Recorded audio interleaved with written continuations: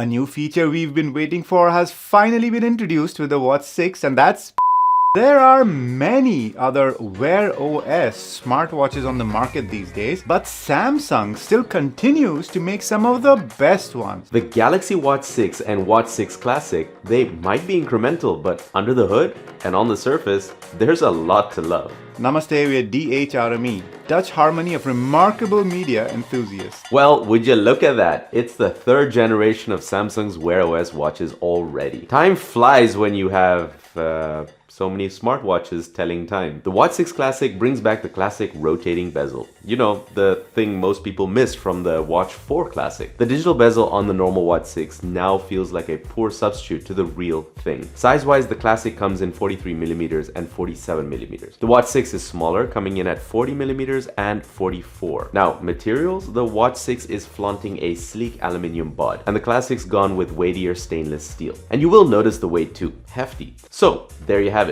Those are the differences. A rotating ring, different metals, and different sizes. Nonetheless, we love these watches for several reasons. The new one-click watch straps make it easier than they already were to swap them out. And yes, they've introduced a new sleep band for even more comfort. We're not sure who changes straps just before bed, but like we say, get your strap on before you get your sleep on. Although if you already own a Watch 4 or 5, these new straps will work on those too and vice versa. You can also customize the watch faces. The default ones are already great with a lot of complications that you can configure, but if they don't cut it, then there are plenty of third-party options on the Play Store too. The rest of the hardware is also top-notch. Sapphire crystal and a clear, bright display with easy outdoor visibility. I mean, it goes up to 2000 nits, twice the brightness of the previous generation. Not that they were bad to begin with, but these should be readable in most conditions. Oh, and there's a vibration motor which has some oomph, but is refined and doesn't feel like an old Nokia on your wrist. Oh, and speaking of Nokia, if you like to leave your phone at home, then you can get this watch in an LTE variant which supports eSIM. The two buttons on the right side can be customized. We've configured it to Google Assistant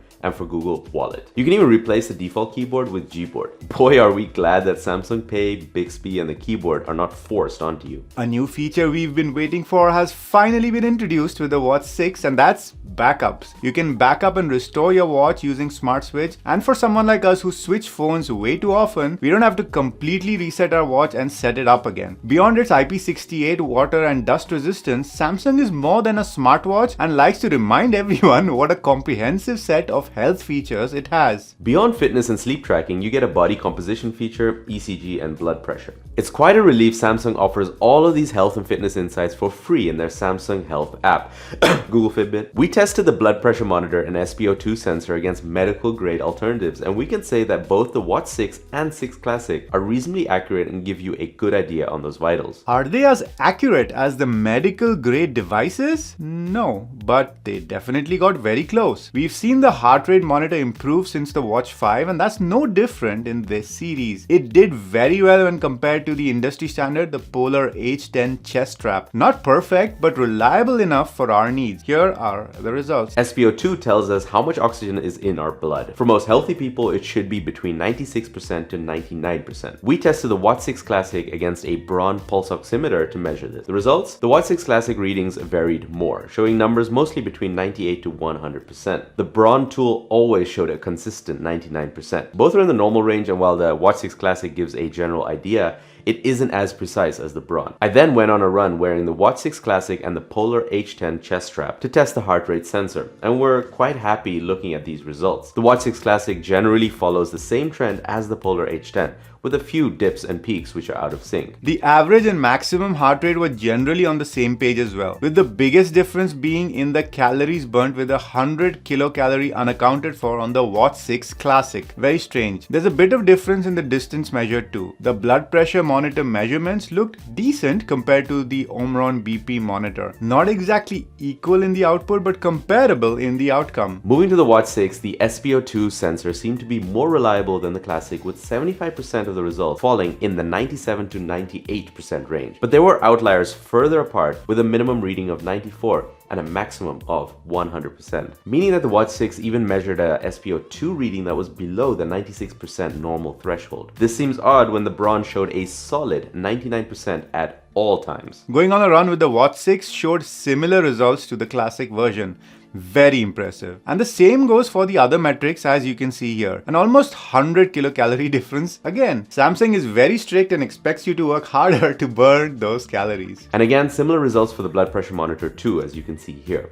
Different outputs, but the overall result is the same. I'm still healthy. We know it and you know it. One reason why smartwatches are such a turnoff is battery life and the need to charge them every day. Not sure why smartphones don't get the same critique. Let's just say that any smartwatch that gets more than 1 day of battery life but less than 2 days is still a 1-day watch and you will need to charge it every day. We tested both the Watch 6 and the Watch 6 Classic over multiple days with the always on screen and continuous heart rate monitoring enabled. And every time we got between 30 to 36 hours. Yes, it's slightly better than the Watch 4 and Watch 5, but does it matter? Nope, you're still going to charge it every day, so it doesn't die on you halfway through the next day. But if you're someone who holds on to their watch for a very long time, then factoring for battery degradation, your watch will stay a 1-day watch in the long term, as opposed to a watch that only lasted 25 hours when it was brand new and now only does 20 hours. In that case, you will have to say goodbye to sleep tracking without a top-up during the day. Enough about battery life. If you're buying this watch for hiking, running, or cycling, then the trackback feature might be something that's important to you. That feature unfortunately is not there on the Watch 6, only on the Watch 5 Pro.